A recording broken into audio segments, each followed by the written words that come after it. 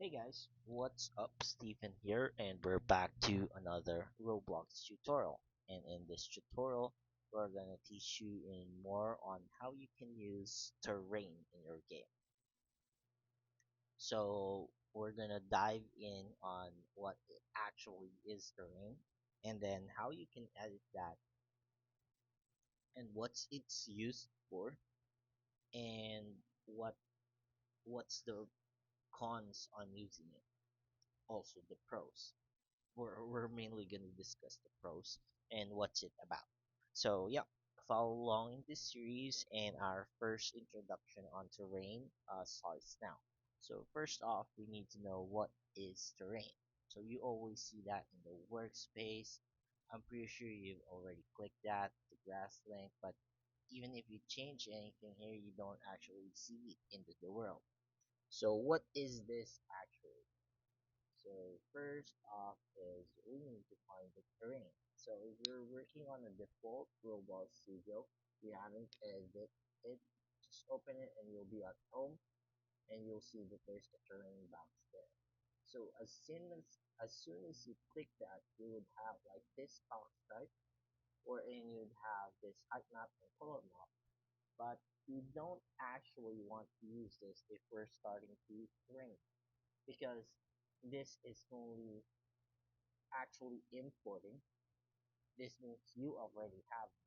But if you're starting, this is much more, I wouldn't say complex, but this is basically once you already have something. But if you don't have something, you'd go to either generate or edit. So what is the difference between generate and edit?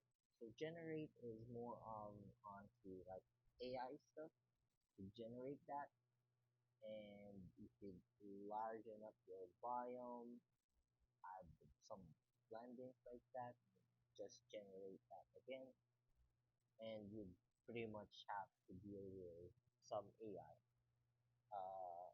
AI generation. It's not that it doesn't fit in, but you could always use that as a generation tool for maybe water or canyons. You'd see that if I generate that, that would be different one.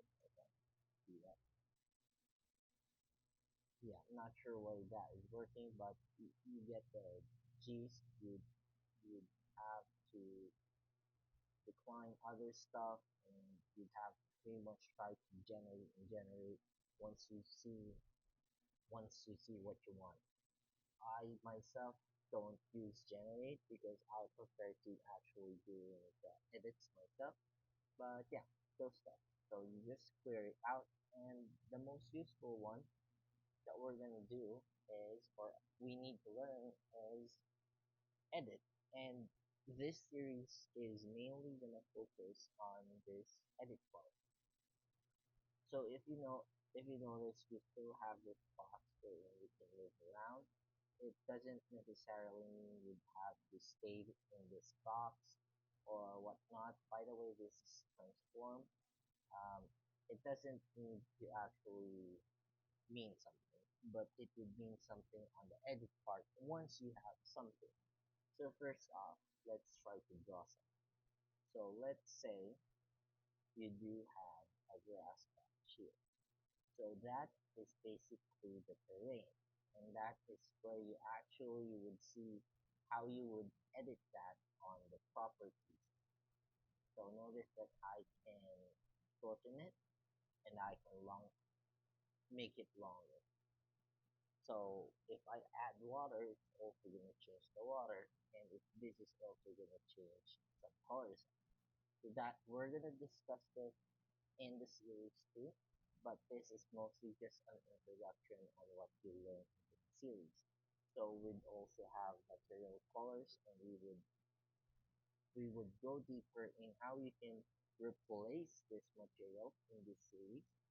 So basically, we're gonna go again on our terrain editor. We're gonna learn each and every function of this stuff.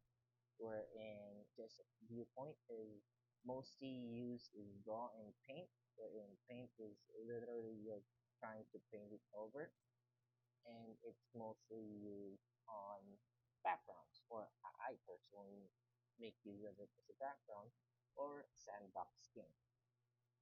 So you'll also learn this on the series where we're going to teach you some ignore water, ignore parts, how to replace the material mode, so all those stuff, and how would you use the functions best in the area.